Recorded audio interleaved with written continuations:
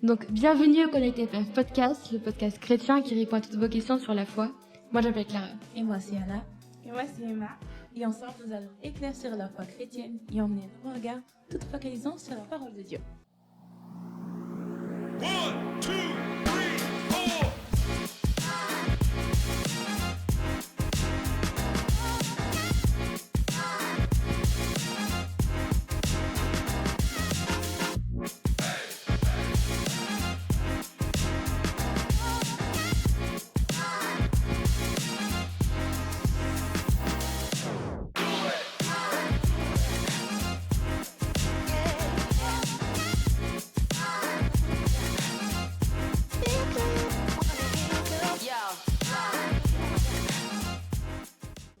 Donc aujourd'hui, nous allons retrouver de nouveaux invités qui étaient déjà venus il y a une fois Oui, pour c'est la 3e, je crois. nous parler de ce qu'on appelle le baptême la dernière fois. Et là, on va faire la suite. Enfin, ça va ensemble, hein, ça va. C'est vrai, oui. Ils sont frères et sœurs, on va dire. Et aujourd'hui, notre thème, ça va être sur la Sainte Seine. Donc, ils sont bien acceptés de venir nous voir et de nous donner des enseignements et répondre à nos questions sur la Sainte Seine. Voilà. Du coup, on va passer à la question brise-glace.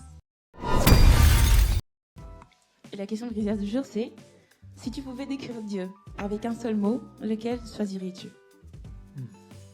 Déjà, c'est à nous. Hein. Ouais. Oui. Vous commencez. L'amour. Dans le même sens, je dirais bonté. Il y a plein. On dirait passion. Ouais. Je dirais immense. Immense. Wow. Moi, je dirais refuge. Genre abri, refuge. Il y a plein de mots en fait. Voilà, oui. Ça, c'est pas suffisant. Et un des mots qu'utilise la Bible aussi en priorité, c'est le mot saint. Ouais. Donc, on a fini la question brise-glace. Ouais. Donc, avant de commencer le podcast, on va vous demander du coup de vous abonner et de liker la vidéo et de la partager si elle a pu vous bénir et aussi si vous voulez aussi bénir les autres avec cette vidéo. Donc, on vous rappelle qu'on est présent sur plusieurs réseaux sociaux différents. Mais le podcast est disponible que sur YouTube et Spotify. Et donc voilà, donc on a un but d'atteindre les 500 abonnés jusqu'à la fin de l'année. Ça se fait que grâce à vous. Donc voilà. Donc merci beaucoup d'avoir regardé la vidéo. Donc, comme d'habitude, le podcast sera divisé en 4 parties. Moi, je vais emmener la méditation, première partie. Seconde partie, on va passer au cœur du podcast, du coup sur la Sainte Seine. Ensuite, on va passer avec le point culture que j'animerai. Et on finira avec la question qui fâche, animée par Clara. Tu t'es pas trompée cette fois-ci? Non, une fois ça suffit. Donc Anna, c'est à toi pour la méditation.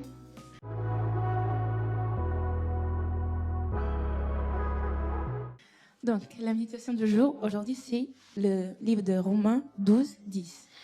Que c'est écrit: par amour fraternel, soyez pleins d'affection les uns pour les autres, rivalisez d'estime réciproque. Et honnêtement, ce verset, je trouve que c'est un peu contre ce qu'on vit dans ce monde. Parce que normalement, aujourd'hui, on entend toujours pense à toi d'abord, essaie d'être le numéro 1, le premier. Prends soin de toi et après les autres. Et la Bible, elle nous invite à faire la chose contraire, à vivre autrement. Paul, lui, nous encourage à aimer les uns les autres comme si c'était une famille. Pas seulement avec des paroles, mais avec des actions. Être présent pour quelqu'un qui traverse une période difficile, prendre des nouvelles d'un ami, pardonner, encourager, être là. Et aussi, c'est ça, l'amour, c'est de l'amour que Dieu nous parle. C'est comme ça que Dieu nous enseigne à aimer les autres. Il rajoute aussi qu'on doit honorer les autres, comme c'est marqué aussi honorer les pères et les mères, mais on doit aussi honorer les autres. Ça veut dire choisir de respecter quelqu'un, les personnes qui sont autour de nous, reconnaître leurs valeurs et ne pas toujours vouloir être celui qui reçoit toutes les intentions, être le centre des intentions des autres. Et si on pense, c'est exactement ça que Jésus a fait. Lui, il est le roi des rois, mais il est venu sur cette terre pour nous servir. Parce qu'il a déjà lavé les pieds de ses disciples, alors que lui, il est le roi des rois. Comment un roi peut laver les pieds de ses disciples? On ne peut pas normalement. Normalement, dans l'histoire qu'on voit, on ne voit pas des rois qui servent les autres. Mais Jésus, lui, il est venu humble. Pourquoi? Parce qu'il nous aime. Et il nous aime d'une manière immensurable. J'ai déjà parlé d'amour plusieurs fois. Cette fois-ci, c'est plutôt aimer les uns les autres. Il a montré que la vraie grandeur ne se trouve pas dans le fait d'être au-dessus des autres, mais dans le fait d'aimer les autres. Et il faut oublier jamais que l'amour est l'un des plus grands témoignages de notre foi, parce qu'il y a aussi un verset dit par Daniel qu'entre la foi, l'espoir et l'amour est le plus grand de tous. Et les gens ne verront peut-être pas toujours notre Bible, mais ils peuvent voir notre manière d'aimer, notre acte. Et c'est là qu'on peut voir comment il est un chrétien par ses actions aussi. Merci beaucoup.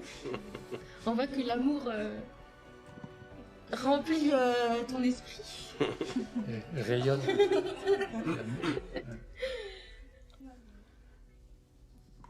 Donc, merci beaucoup Anna pour ce verset. J'ai bien aimé. C'est bien de revenir. En fait, c'est des choses qu'on connaît.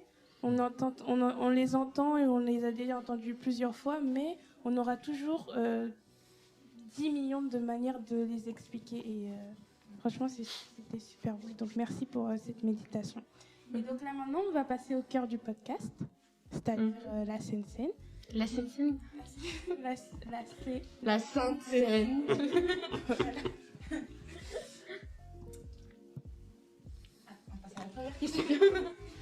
Donc la première question, les pasteurs. Pourquoi Jésus a-t-il institué la Sainte Seine et que représentent le pain et le vin? Donc c'est deux questions déjà. Oui, deux questions. Mais en fin de compte, la scène, c'est une matérialisation de ce dont tu viens de parler, de l'amour de Jésus, qui s'est donné, qui s'est livré pour nous, voilà, pour nous libérer de nos péchés. Alors, il y a énormément de choses à dire. La première question, c'est qu'est-ce que la Sainte Seine, c'est ça? Ou pourquoi a-t-il donné la Sainte Seine? Ouais, pourquoi? Pourquoi a-t-il institué? Ouais, alors, il faut déjà parler de la Sainte Seine en elle-même, où on dit aussi la scène ou le repas, parce que le mot scène veut dire repas, simplement. Hein. Donc c'est un repas spécial. En particulier, c'était le repas de la Pâque, hein, le repas de la Pâque qui célébrait la sortie du peuple d'Israël d'Égypte, sa délivrance de l'esclavage en Égypte. Et donc, lors de ce repas, c'était un repas avec du pain sans levain, parce que c'était pris dans la hâte. C'était un repas avec de l'agneau, dont le sang avait été utilisé pour couvrir le peuple israélite, afin que eux ne soient pas touchés par le fléau qui allait toucher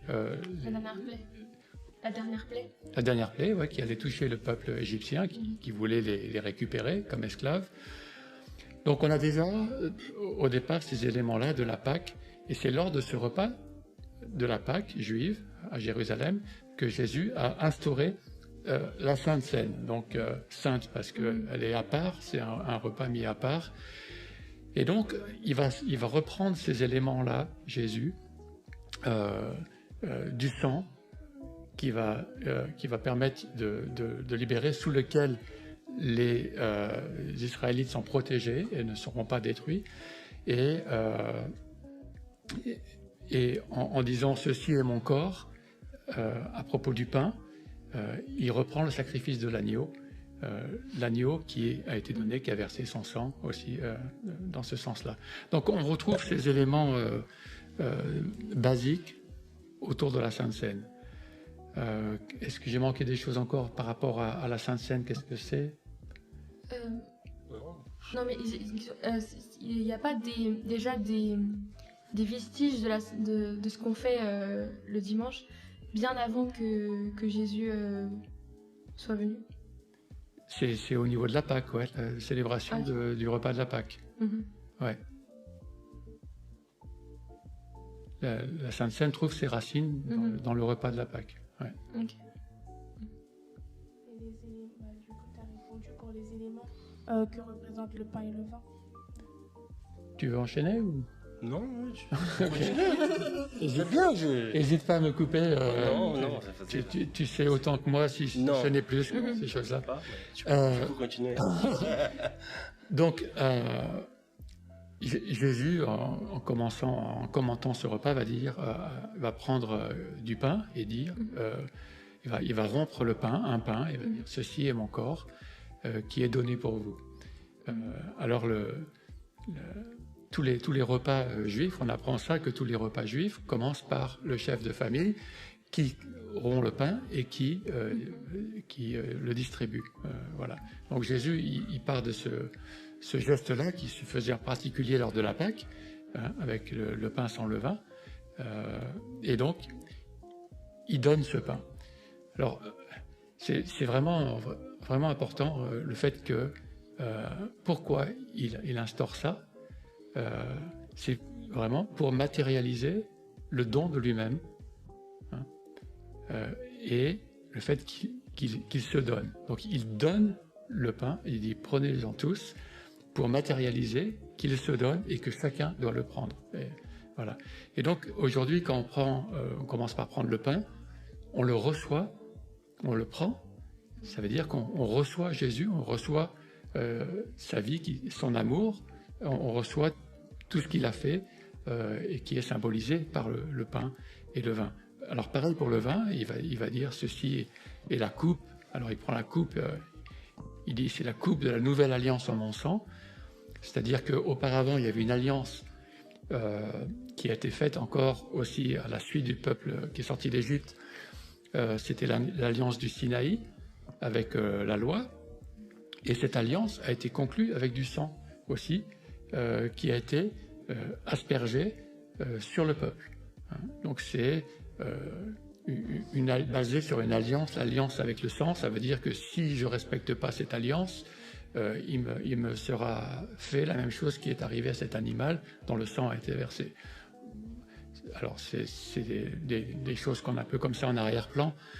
Mais pourquoi nouvelle alliance? C'est parce que la première alliance était une préparation pour l'alliance ultime où Jésus viendrait donner son sang. Jésus, le Fils de Dieu, Dieu lui-même, qui avait prévu de donner son sang à un moment donné dans l'histoire de l'humanité pour la réconcilier avec lui. Alors le sang a cette symbolique de couvrir les péchés. Dans l'Ancien Testament, dans le Temple, dans la première image de tout cela, de ces principes spirituels, le grand prêtre, une fois par an, prenait du sang et le mettait sur le coffre de l'Alliance, entre les deux chérubins, qui représentent la présence de Dieu, et le coffre de l'Alliance, dans lequel se trouvait l'étape de la loi. Et donc le sang se retrouvait entre l'étape de la loi et la présence de Dieu. Quand Dieu symboliquement regardait l'étape de la loi, il regardait le sang qui couvrait les péchés du peuple.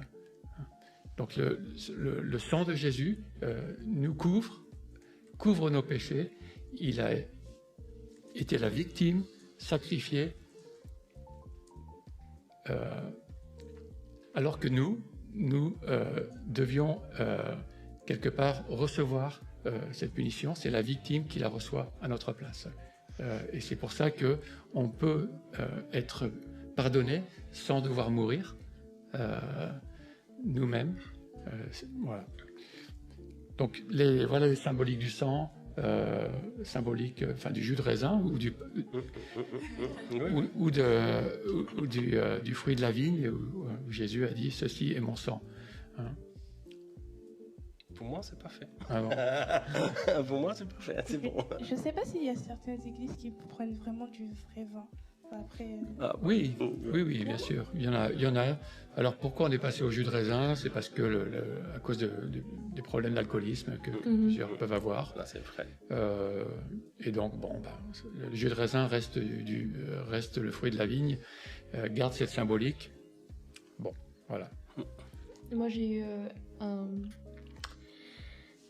C'était au Portugal l'année dernière. Et on faisait la Sainte Seine, donc il y avait le pain et la petite coupe. Et moi, au début, je pensais que c'était du jus de raisin, puisque c'est ce qu'on fait ici à l'église. J'ai senti, je me dis, c'est pas ça, c'est pas ça. Après, j'ai demandé est-ce que c'est du vin, ils m'ont dit oui. J'ai bu, et je sens que ça brûle tout le long de la descente. Ouais, En fait, c'est du vin de Porto. Ouh, C'est de la liqueur. c'est Un peu fort. plus fort. Ouais. C'est fort, ouais. Du coup, je me dis, mais comment les personnes âgées et tout ça, elles boivent ça oui. Ouais. Comme ça, je me dis, waouh. C'est l'habitude. Mais même en retournant là-bas, j'ai repris la Sainte Seine. Je me suis toujours pas habituée.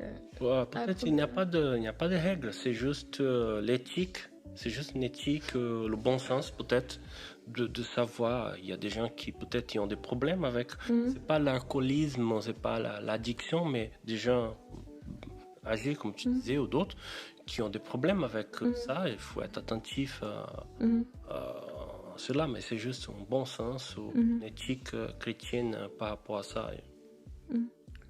Oui, simplement, il y a des gens qui boivent pas d'alcool, donc on peut respecter ça aussi. Ouais. Voilà. Et puis bon, le vin qui était servi, on pense et on peut dire qu'on sait que le vin était dilué à l'époque de Jésus. Et c'est pas le vin pur qu'on boit aujourd'hui, donc c'est beaucoup moins fort. Voilà. Et pour revenir sur la symbolique justement de le fait de prendre la Sainte Seine, on a dans 1 Corinthiens 11, et précisément au verset 27, je vais le lire, qui dit « C'est pourquoi celui qui mangera et le pain ou boira la coupe du Seigneur indignement sera coupable envers le corps et le sang du Seigneur. » Je voulais revenir sur ce que Paul il disait indignement. Pourquoi justement il met en garde de le prendre, de le prendre la Sainte Seine indignement, et qu'est-ce que ça signifie en fait ne pas prendre à la légère le fait de prendre le pain et le vin. Je pense que il faut bien savoir et bien comprendre le contexte de Corinthiens, de l'Église, de cette époque-là, et le texte, le texte biblique, parce que c'est vrai qu'il y a beaucoup de chrétiens qui ont beaucoup de questions et beaucoup de choses et que c'est pas vrai. Donc le contexte de la Sainte Seine, là où l'apôtre il a écrit, il a dit, donc le contexte c'était une église, le christianisme au premier siècle, les églises étaient petites et des gens simples, des gens pauvres. Mais il y avait quand même quelques-uns qui avaient l'argent, ils avaient été un peu riches, disons. Donc, il y avait les deux groupes dans l'église du Corinthien. Et là, et aussi la Sainte Seine avant, c'était vraiment comme Benoît disait tout à l'heure, c'était un repas. C'est pas comme on fait aujourd'hui les églises modernes, avec un petit pain, un petit morceau, un petit coup. En fait, c'était un repas ensemble. C'était vraiment un repas. Et pendant ces repas, il y avait cette cérémonie de se rappeler de Jésus, de se souvenir de Jésus, ce qu'il disait, ce qu'il a fait. Donc, c'était un repas communautaire de l'église. Et le problème pour l'église, là, le contexte, c'est que des gens riches, peut-être, ils avaient ils étaient en premier, tu vois, de prendre la nourriture, de manger en premier que les autres, et plus que les autres. Et donc, il y avait ces problèmes-là, tu vois,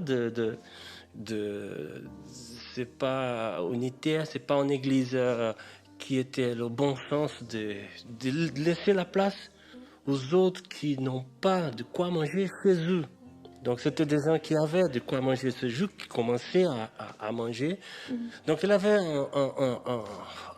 un problème là de... Que les riches, en fait, ils profitent plus en utilisant l'argent sans forcément comprendre ce qu'il y avait derrière. Et après, il n'y a plus rien pour les... Et là, après, l'apôtre a entendu ça, qu'il y avait un problème là de partage de la nourriture. Et là, il dit, c'est pas du tout la Sainte Seine. ce que vous prenez là, c'est pas la Sainte Seine, exactement, parce que la Sainte Seine, c'est l'esprit, l'ambiance, là, c'est le partage, c'est communautaire, c'est l'unité, c'est de l'amour, c'est de partager aux autres, servir aux autres. Donc, tout cela, ça fait partie de la vie communautaire. C'est ça l'Église. Tu vois? Et c'était ça le sens de la Sainte Seine. Être ensemble, pour manger ensemble et pour se rappeler de Jésus, ce qu'il faisait. Donc, et là, c'est là qu'il va dire des mots là en Corinthiens 11 pour dire ce qu'il dit. Il faut être attentif, il faut voir, à discerner le corps de Christ, l'Église, l'unité, être ensemble. Donc, il y a des recommandations par rapport à être attentif à la vie communautaire, à la vie ensemble. Parce que ce qu'ils faisaient là, c'était pas bon, c'était pas la bonne chose pour partager le repas ensemble. Donc, le contexte, c'est celui-là. Il faut savoir que c'est le contexte. Après, il va parler de réfléchir, discerner le corps de Christ, mais c'est tout par rapport à ce contexte-là. Je ne sais pas si j'ai répondu à la question. Oui, tout à fait. Donc, cette question de discerner le corps, donc il y a deux dimensions, il y a deux aspects dans le discerner le corps. Au chapitre 10, Paul va dire que en participant tous au même pain, on participe à un même corps. Et c'est le corps de Christ qui est livré et dont le pain est un symbole de ce corps qui est livré.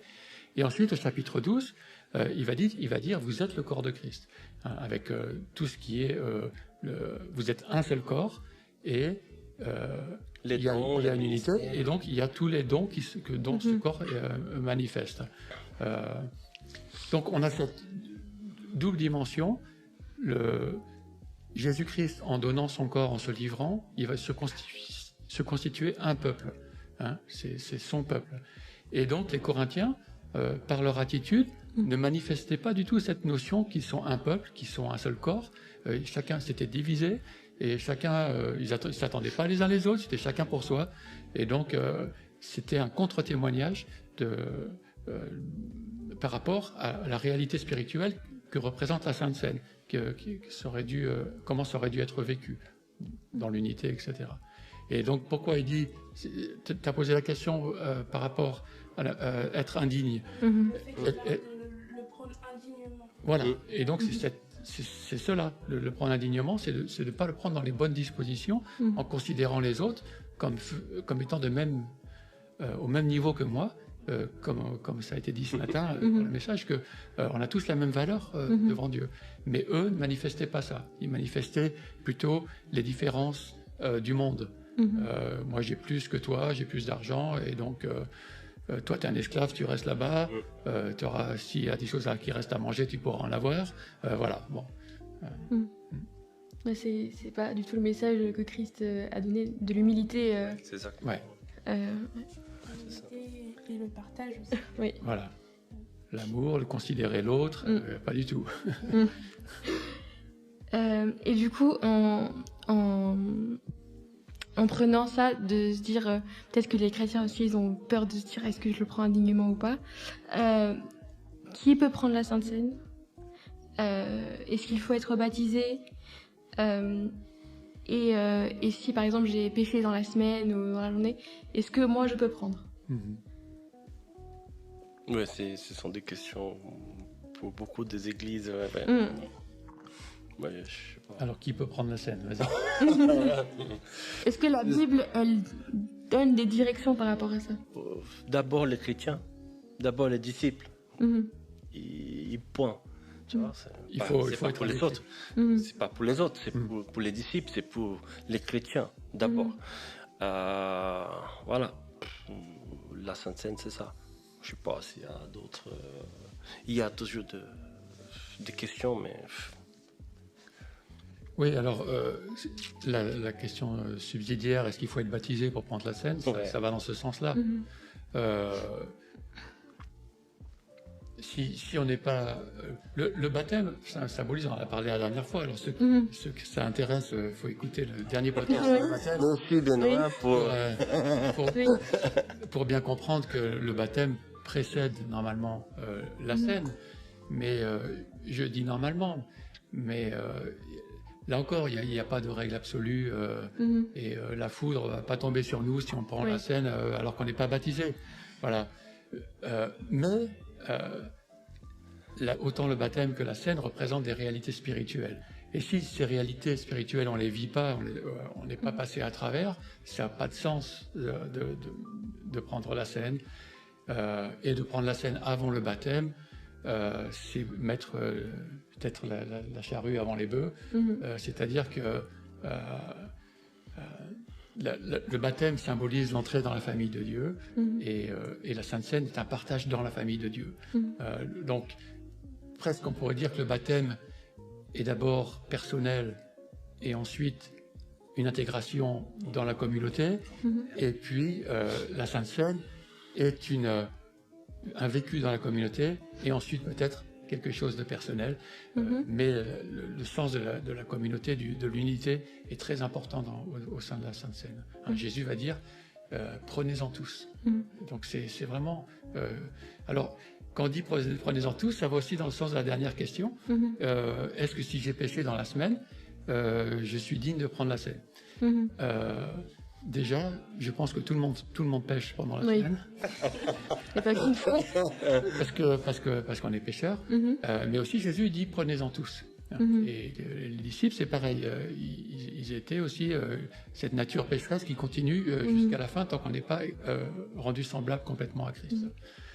Donc, peut-être plutôt là, on pourrait renverser la question et dire que on est indigne de prendre la scène si on se sent digne de la prendre. Ou alors, on est digne de prendre la scène si on se sent indigne de la prendre. Dans le sens où il s'agit d'une reconnaissance de notre état, de notre besoin. La scène, prendre la scène manifeste qu'on a eu besoin du sacrifice de Christ pour couvrir nos péchés. On a reconnu ce besoin-là et on le reconnaît toujours. Et quelque part, quand on reprend la scène chaque fois qu'on la prend, on redit oui, j'ai eu besoin du sang de Christ pour me couvrir, j'ai toujours besoin du sang de Christ pour me couvrir. C'est lui qui nous demande de le faire. D'ailleurs, Paul va dire que chacun donc s'examine lui-même, donc dans ses dispositions par rapport au corps de Christ, et peut-être aussi par rapport à des péchés qu'il a eu dans la semaine qui ne correspondent pas à la vie qu'il devrait avoir. Et à ce moment-là, une fois qu'il se reconnaît pécheur et qu'il reconnaît qu'il a peut-être mal agi avec d'autres personnes et qu'il faudrait peut-être se réconcilier, cette reconnaissance rend digne, en fin de compte. Reconnaître qu'on n'en est pas digne rend digne. Voilà, parce que c'est là qu'on voit notre besoin. Voilà. Mais Paul va dire que chacun s'examine lui-même et qu'il participe ou qu'il prenne le pain ou qu'il prenne le vin. Je ne me rappelle plus exactement comment il dit dans ces versets-là. Verset, je sais pas, 26, je sais comme ça, 11, 26, 27. Qu'est-ce qu'il dit exactement? Je me rappelle. C'est pourquoi celui qui mangera ou boira le pain ou boira la coupe du Seigneur indignement sera coupable envers le corps et le sang du Seigneur. Oui, mais ensuite, Non, mais ensuite. qui s'examine lui-même, il dit. Je pense que c'est avant. Je l'ai ici. Oui, c'est. Non, mais il parle. Sur En Corinthiens. Oui, donc je redis juste un verset avant, car toutes les fois où vous mangerez ce pain, que vous burez cette coupe, vous annoncerez la mort du Seigneur jusqu'à ce qu'il vienne. C'est pourquoi celui qui mangera le pain ou boira la coupe du Seigneur indignement sera coupable envers le corps et le sang du Christ. Que chacun donc s'éprouve soi-même et qu'ainsi qu'il mange du pain et boive de la coupe. Voilà. Que chacun s'examine et qu'ensuite ils prennent le pain. Donc il y en a qui vont dire je me suis examiné donc je ne peux pas prendre le pain et le vin. Non, il n'obéit pas. Là. Il s'est mal examiné. S'il s'examine, il devra comprendre que justement le prendre le pain et le vin, c'est montrer que c'est parce que j'ai péché. J'ai besoin de le prendre. Hein. Et ce don. Son erreur. Oui, reconnaître son péché, reconnaître qu'on a besoin toujours du sang et du sacrifice de Christ qu'il a fait pour nous. Hein. Dire qu'on n'a pas besoin, c'est quelque part dire qu'il n'avait pas besoin de le faire, Jésus, de se sacrifier sur la croix. Hein. Et là, je regarde le chapitre, et le verset à suivre, il dit « C'est pour cela qu'il y a parmi vous beaucoup d'infirmes et de malades, et qu'un grand nombre sont morts. Ouais. » C'est en conséquence du fait qu'ils ne se soient pas examinés avant, et qu'ils aient pris la Sainte Seine indignement. Tout à fait. Ouais. C'est un jugement de Dieu. Alors, on est au début de l'histoire de l'Église, hein. Donc Dieu permet qu'il y ait des choses qui soient plus fortes, plus radicales au début pour envoyer le message. Hein. Comme on a Ananias et Saphira, à un moment donné, qui vont mentir sur le don qu'ils ont fait à l'Église, etc., à dire que c'était tout, que c'était pas tout, etc. Et ils sont morts sur place. Hein. Donc là, il y a eu ce jugement-là pour donner la crainte dans l'Église, hein, pour qu'on fasse n'importe quoi. Pareil pour les miracles, on peut dire que c'est beaucoup de miracles au début pour attester le message, les principes spirituels, etc. Et donc là, oui, alors des morts et des malades, comme un jugement sur les Corinthiens à cause de leur attitude qui était mauvaise. Et donc Paul, il les prévient, il dit mais arrêtez ça, hein, arrêtez, ça va, sinon vous allez continuer à avoir des malades et des morts parce que Dieu vous juge avec votre attitude. Oui, mais c'est bien, il faut continuer la lecture là parce que le verset 32, oui, Paul vient d'expliquer qu'est-ce que c'est le jugement de Dieu là. Mais le jugement du Seigneur ont pour but de nous corriger. Oui, c'est pas de condamner, mais c'est de corriger les erreurs. Donc, afin que nous ne soyons pas condamnés avec le reste du monde. Il y a une espèce de correction de Dieu par rapport aux jugements, par rapport à la chose à laquelle on a lu que c'est radical, des gens qui sont malades, des gens qui déjà étaient morts. Donc, il y a cette espèce de crainte pour nous, chrétiens. On ne joue pas avec Dieu. On ne peut pas faire n'importe quoi, tu vois, avec la foi et nous-mêmes, le comportement. Donc, et on apprend avec les autres choses, on apprend d'être dans la crainte toujours avec le Seigneur. Donc, voilà.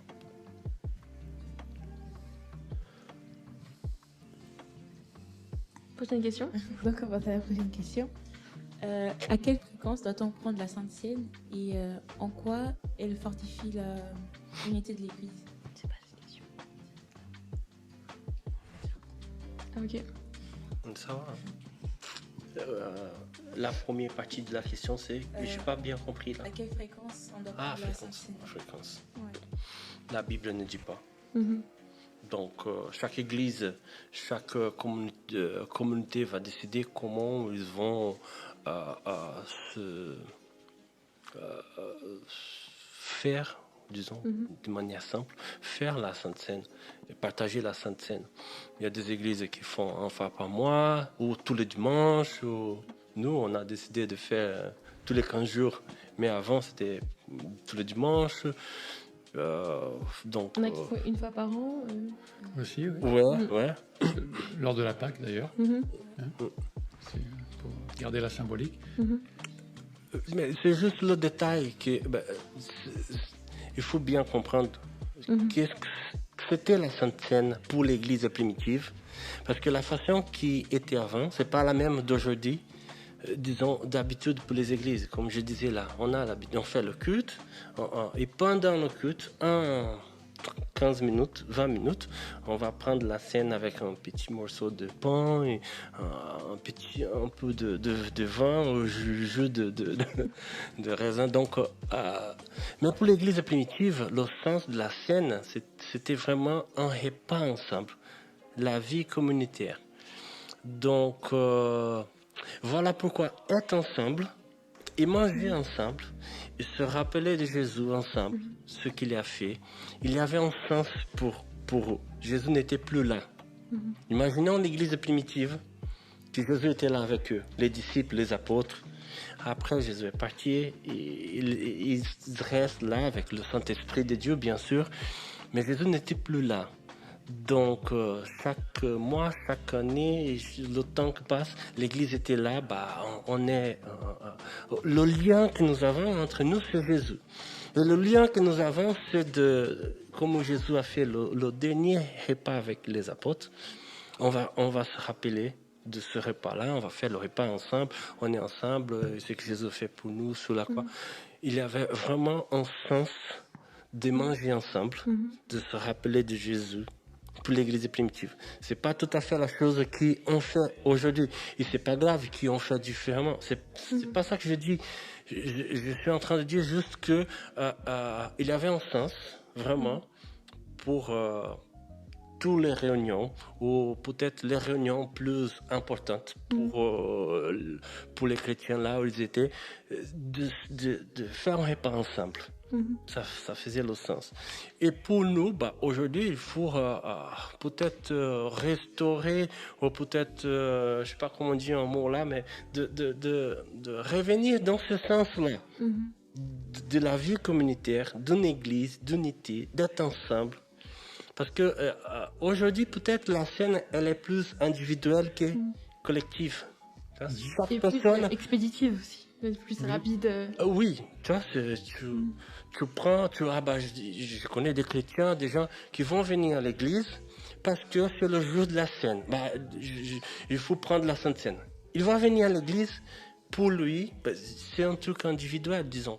Il va venir pour lui, pour prendre la scène et après, il part. Mais entre guillemets là, mais n'importe l'église, les gens qui sont là, mais il va juste faire ça pour lui. Mais c'est pas ça le sens de la scène. Vous voyez, c'est un peu différent. C'est vraiment être avec tout le monde. C'est d'être là avec où les chrétiens sont. Et partager la foi, le témoignage, être ensemble, ça faisait bien le sens. Et après, un repas. On va manger ensemble, on va partager tout cela ensemble. Donc peut-être il faut restaurer, il faut revenir dans la base qui était la scène, le repas. Et c'est pour ça que le nom, on parle Sainte Seine, mais on peut dire le repas du Seigneur.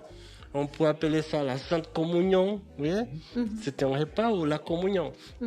Donc dans ce sens-là, si on va faire la scène, la Sainte Seine, un dimanche, tous les 15 jours, ou une fois par mois, peut-être avoir ce sens de vie communautaire, l'église ensemble, être ensemble, partager ça ensemble, et spirituellement, cette compréhension-là, qui en est le corps de Christ.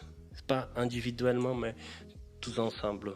C'est pour ça que symboliquement, on essaye, le dimanche, quand on prend la scène, de s'attendre les uns les autres et de le prendre ensemble. Le pain et le vin. C'est juste une symbolique supplémentaire pour essayer de se rappeler de ces principes-là. Alors, c'est pas parce que ça veut pas dire qu'il faut toujours faire comme ça, mais voilà, c'est comme toujours dans la Bible, ce qui est important, c'est de savoir qu'est-ce qu'il y a derrière ce qu'on fait, le sens spirituel, les réalités spirituelles que ça représente. Voilà.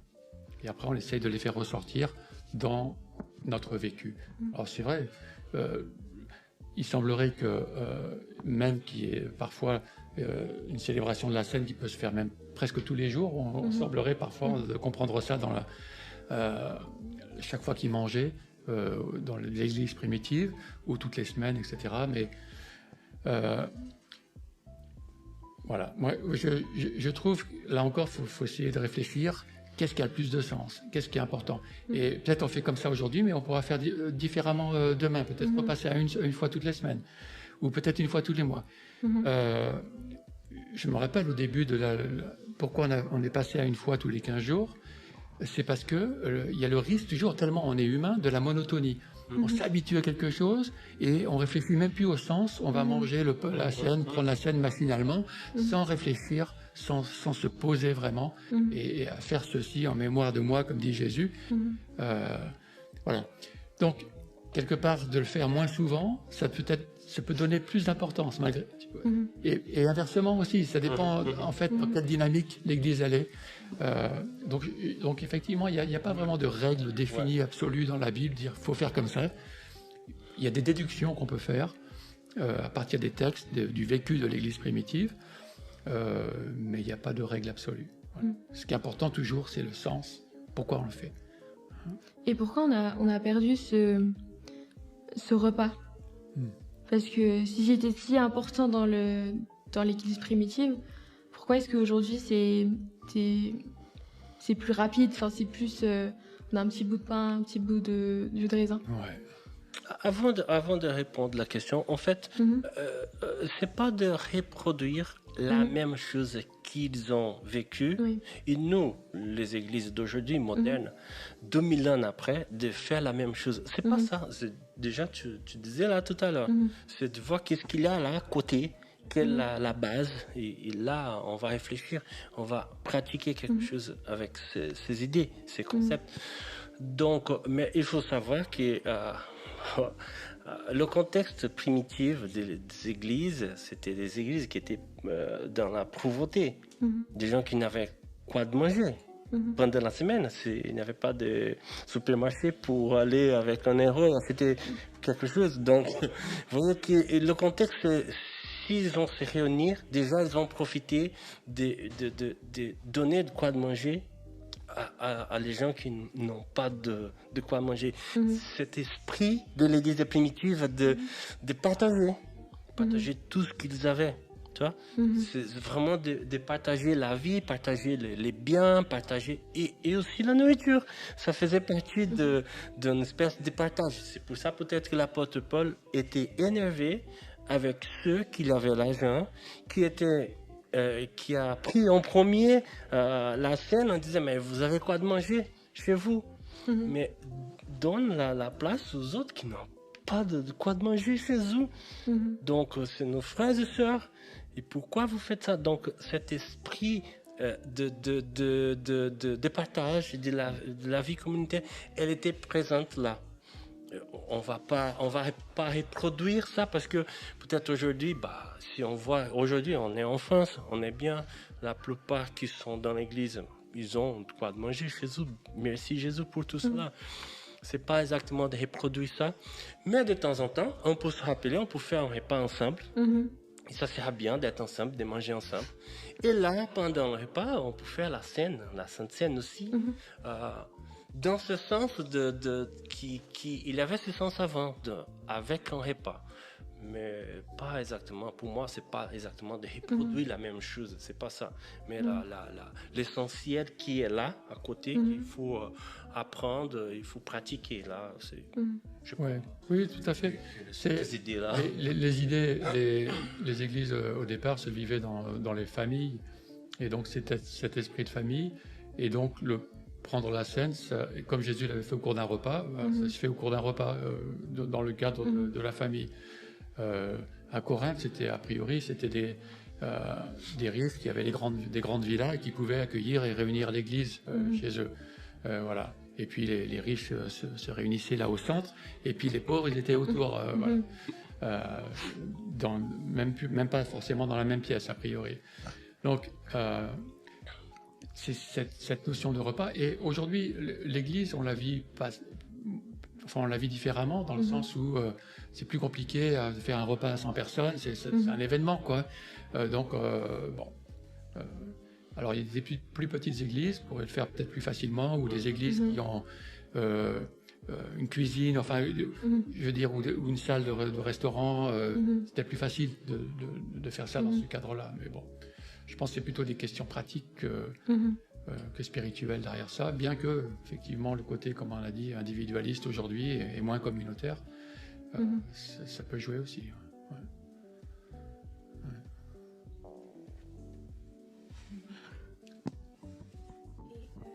Le micro. Le micro.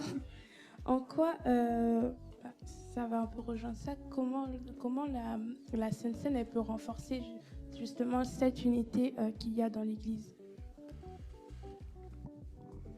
Alors, par tout ce qu'on vient de dire, dans le sens où la Sainte Seine doit se vivre en vraiment réalisant cette unité. C'est pas la Sainte Seine qui fait l'unité, mais la Sainte Seine doit rappeler cette unité et être vécue dans le cadre de cette unité-là. On l'a vu, les avertissements de l'apôtre Paul sont vraiment par rapport à cette question de l'unité. par rapport au peuple que Jésus se fait, par rapport, ils disent, c'est mon corps, hein, Jésus se fait il est la tête du corps que nous formons. Hein, donc il y a vraiment une unité fondamentale qui est essentielle et qui, de réaliser ça vraiment honore l'œuvre de Christ, de se constituer ce peuple, ce temple dans lequel il habite. Et j'ai une question. Je ne sais pas si vous l'avez répondu au début, mais le pourquoi de quand Jésus dit « ceci est mon corps et ceci est mon sang », pourquoi le corps et pourquoi le sang?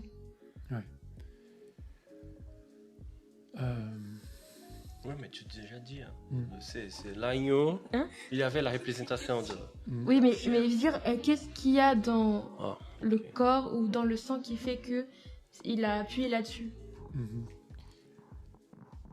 C'est deux notions du don de lui-même. Voilà, quand il donne sa vie, il donne son corps. Alors pourquoi le pain représente le corps? C'est ça aussi la question? Oui, parce que... Ouais. Peut-être dans le sens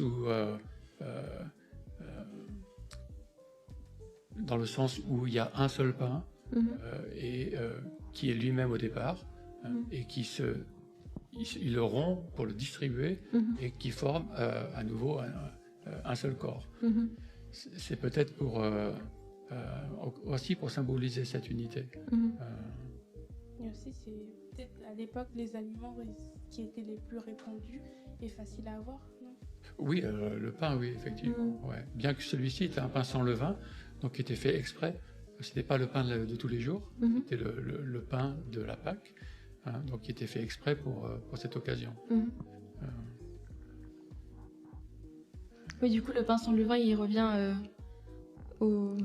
à la Pâque. À la période dans le désert. Oui. Et justement, pourquoi sans levain? Alors, le levain, dans la Bible, c'est le symbole du péché. Pas toujours, mais aussi des fois, il est vu aussi positivement, le levain, comme le levain qui est entré dans la pâte du royaume de Dieu, qui se multiplie, qui grandit. Mais le levain, aussi comme symbole du péché, symbole de cette idée d'indépendance envers Dieu, où chacun vit pour soi, quoi, quelque part, et dans la non-dépendance de Dieu. Alors, on sait que dans la Pâque, c'est parce qu'ils n'avaient pas eu le temps de préparer, de faire lever le levain, et donc c'est du pain qui a été fait dans la hâte, et pour ça qu'il est sans levain. Il a été cuit avant d'être levé. Je pense peut-être là pour symboliser l'urgence, symboliser le danger. Bon. Et en fin de compte, bon, juste pour dire, vous avez déjà beaucoup de questions et on a déjà pas mal parlé, mais on fait que effleurer la surface d'un symbolique si profonde de la Sainte Seine. On peut, et c'est pour ça aussi que c'est bien de la prendre régulièrement et de prendre du temps pour faire ressortir peut-être à chaque fois un différent aspect de cette profondeur de ce que Jésus a donné là. Alors, je ne sais pas où est-ce que vous êtes dans les questions, mais il y a aussi, Jésus va dire, faites ceci en mémoire de moi, chaque fois que vous le prendrez, et faites ceci jusqu'à ce que je vienne. Et donc, il y a cette dimension aussi eschatologique dans chaque fois qu'on prend la scène, on est dans un entre-deux. Ouais. Alors peut-être aussi là le pain sans levain, on est en déplacement entre l'esclavage et la terre promise, et on est là, on prend cette scène, on prend ce pain entre deux, mais en vue de quelque chose qui vient du retour de Jésus. Et il dit, je boirai plus de ce pain, ce vin, jusqu'à que je le reprenne avec vous dans le nouveau repas, dans le royaume de Dieu. Hein? Donc, on est aussi entre deux repas, et on attend ce repas des noces de l'agneau, comme on dit, hein, où il y aura vraiment cette unité, alors, vraiment regardez la profondeur des choses, là, mais cette unité où il est dit que l'Église est comme l'épouse de l'agneau, et il y a ce mariage, là encore, donc, et ils deviennent une seule chair. Le corps de Christ, ils deviennent une seule chair, le Christ et son Église. Et Paul dira, dans Éphésiens 5, il dira, cette phrase de Dieu au début, où il est dit que l'homme et la femme se marieront et ils deviendront une seule chair, il dit, je crois que cela a rapport à Christ et à l'Église. Ultimement, premièrement, il y avait déjà cette symbolique du mariage comme reflétant ce qui va se passer à la fin des temps entre l'union entre Christ et son Église qui deviennent une seule chair. Mais il y a aussi, il fait aussi référence, on voit dans les évangiles, lorsqu'il dit que, quand il dit que seul le Père sait quand je reviendrai, il fait allusion au fait que dans les mariages juifs, c'est le père qui donnait le départ du mariage. On attendait que le père dise maintenant on commence pour que l'époux puisse arriver et que le mariage commence. Donc on voit que Jésus fait beaucoup allusion justement à cette union entre l'homme et la femme, enfin le mariage, une alliance. Ouais, une alliance, aussi. Et l'apôtre Paul parle de mystère. Pas entre un homme et une femme, mais entre Jésus et l'Église.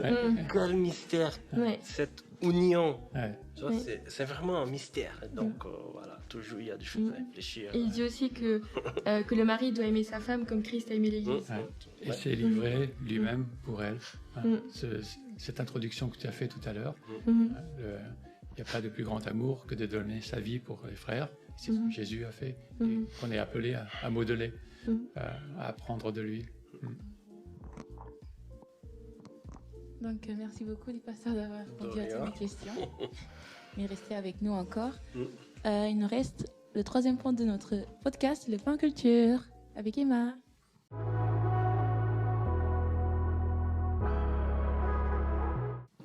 Merci pour ce temps.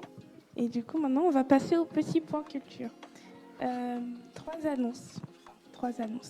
Une annonce spéciale qui va avoir lieu le mois prochain, en septembre, précisément le 19 septembre.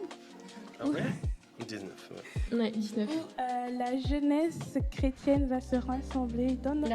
La jeunesse bretonne. Oui. Je suis désolée, c'est spécialiste. Oui, c'est chrétienne quand même, oui. Chrétienne bretonne. C'est spécifiquement en Bretagne. La jeunesse chrétienne bretonne va se rassembler à l'église de Vitré, l'église protestante évangélique de Vitré, la nôtre, pour se retrouver et partager un moment ensemble. Franchement, c'est la troisième édition. Déjà 2 premières éditions, une à Brest et une à Saint-Brieuc. Franchement, c'était cool. Se retrouver entre jeunes, de tout âge, on va dire. De tout âge. Les ados, les jeunes, les adultes aussi. C'est ça. J'étais là. Un temps de louange, de prière, de messages. Et puis, ça permet aussi de rencontrer de nouvelles personnes ou bien de revoir des personnes qu'on a déjà rencontrées. Mais ça fait tellement longtemps. Ils ont dit, t'es là, toi? Et franchement, c'est super sympa. On se fait des amis aussi. On se fait des amis. Et on ne peut que être heureux dans ce genre de moment. Donc, si on découvre plus de personnes, on se dit, oui, il y a autant de chrétiens. Genre. Ça, et puis après, ça nous dit, bon, maintenant, on crée des contacts comme ça. Donc, si vous êtes à côté ou que vous êtes prêts à faire le chemin, d'ici là, le 19 septembre à Vitré, vous pouvez venir.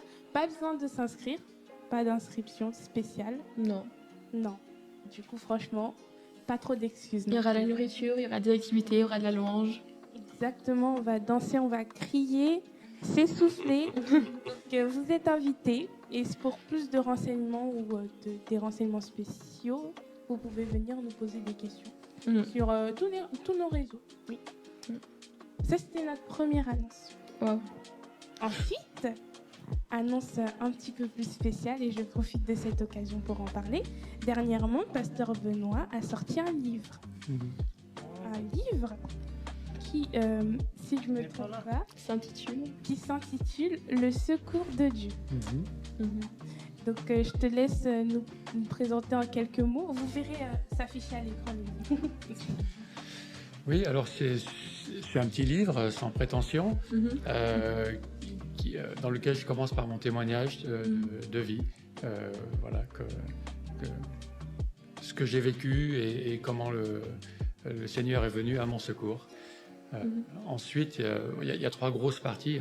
La deuxième partie, c'est j'utilise la vie de Jacob, donc un des patriarches de l'Ancien Testament, pour montrer ce que peut être le parcours spirituel, le chemin spirituel de chacun dans sa découverte de Dieu et dans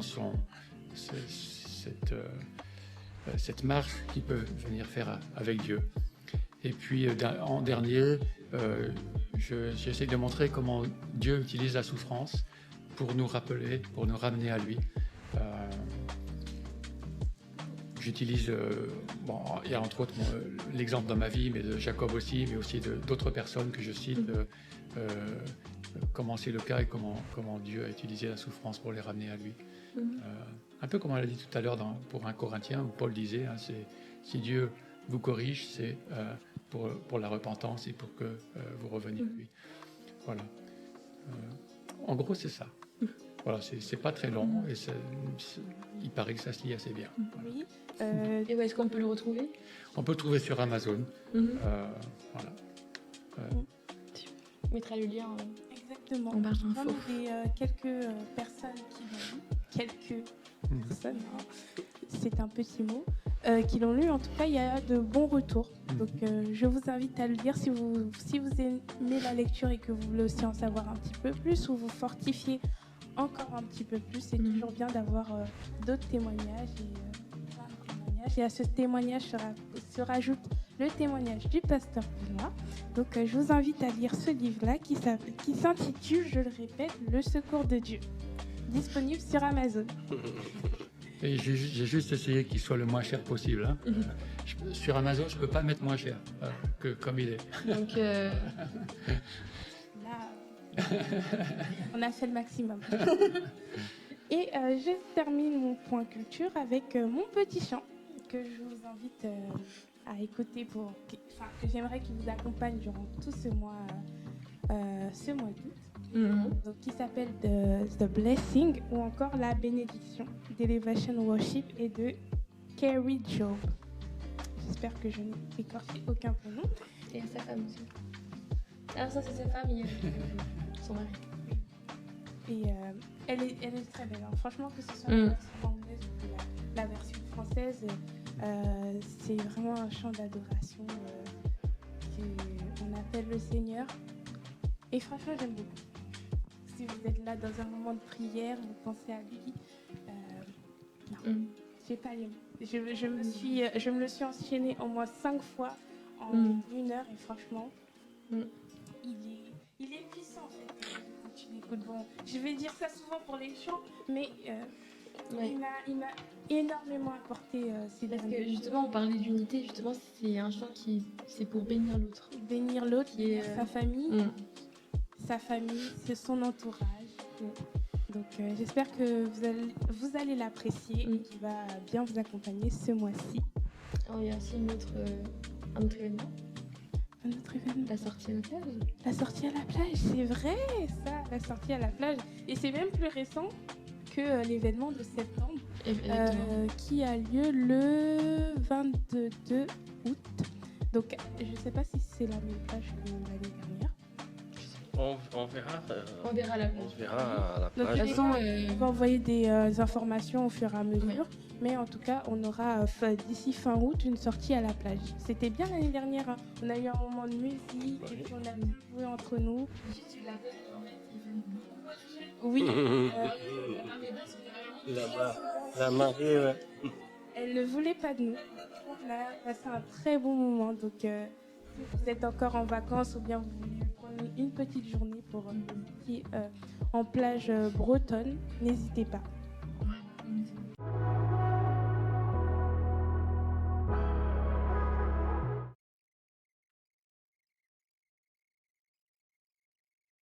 Bonjour à tous, j'espère que vous allez tous très bien. Comme vous avez pu voir sur la vidéo, j'ai eu des problèmes de micro et du coup à un moment donné on ne m'entendait plus.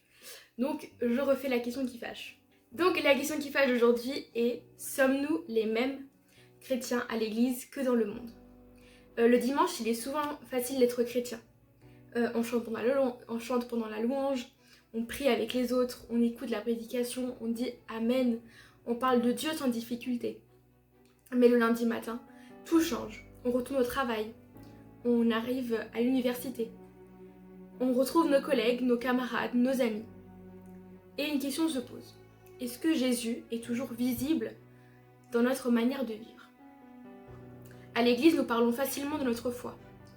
Mais à l'université, quand quelqu'un se moque des chrétiens, est-ce que nous osons dire que nous croyons en Jésus-Christ? Ou préférons-nous nous taire pour éviter d'être mis à l'écart? Au travail, quand tout le monde critique un collègue absent, est-ce que nous participons à la conversation pour ne pas être différents? Ou choisissons-nous de garder une attitude qui honore Dieu? Quand un examen approche, quand un dossier doit être rendu, ou qu'un objectif professionnel devient important, est-ce que nous restons honnêtes? Ou sommes-nous prêts à tricher, mentir ou contourner les règles parce que tout le monde le fait? C'est souvent là que notre foi est réellement mise à l'épreuve. Parce que être chrétien, ce n'est pas seulement ce qu'on voit 2 heures à l'église. C'est aussi ce qui se vit du lundi au samedi. Jésus dit dans Matthieu 5 que nous sommes la lumière du monde et le sel de la terre.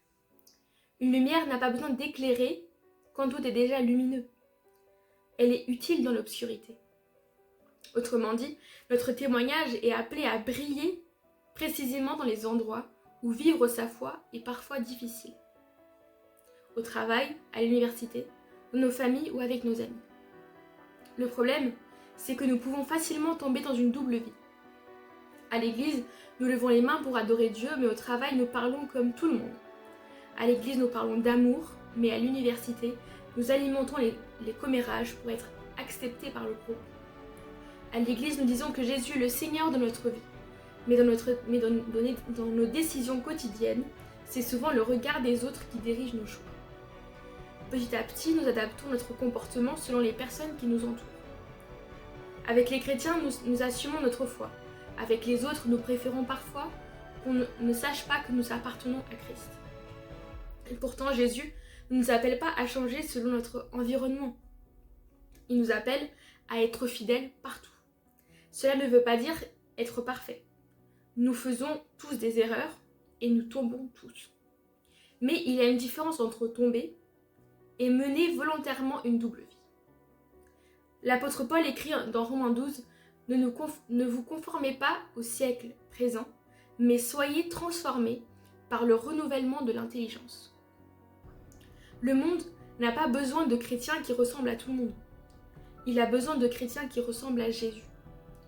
Peut-être que cela te coûtera une moquerie ou que quelques personnes ne te parleront plus. Peut-être que certains ne comprendront pas tes choix. Peut-être aussi que tu passeras à côté de certaines opportunités parce que tu refuses de compromettre tes valeurs. Mais notre objectif n'a jamais été de plaire au monde. Notre objectif est de plaire à Dieu. Alors aujourd'hui, il ne s'agit pas de regarder la vie des autres. Il s'agit de regarder la nôtre. Est-ce que la personne que je suis le dimanche est la même que celle que mes collègues voient le lundi? Est-ce que mes camarades d'université devineraient que je suis disciple de Jésus simplement en observant ma façon de parler, de travailler et de traiter les autres? Parce qu'au final, notre plus grand témoignage ne se trouve pas dans ce que nous chantons le dimanche, il se trouve dans la manière dont nous vivons quand personne de l'église n'est là pour nous regarder. Alors la vraie question qui fâche est peut-être celle-ci: si mes collègues de travail ou mes camarades d'université devaient décrire ma vie, verraient-ils simplement quelqu'un de gentil ou verraient-ils quelqu'un qui ressemble à Jésus? Donc voilà ma question qui fâche, et du coup je vous laisse regarder le reste de la vidéo. Bye. Wow. J'aime beaucoup ton thème parce que non, mais ça nous concerne. Moi, j'ai pas forcément des amies chrétiennes à l'université et j'ai de la chance avec mes connaissances, je peux me permettre de parler de Jésus sans problème, mais tout le monde n'est pas forcément dans le cas. Il faut aussi réussir, même si je ne peux pas parler de Jésus, il ne faut pas que non plus les autres religions, pas de religion du coup, puissent influencer ma manière de voir les choses et ma manière d'être.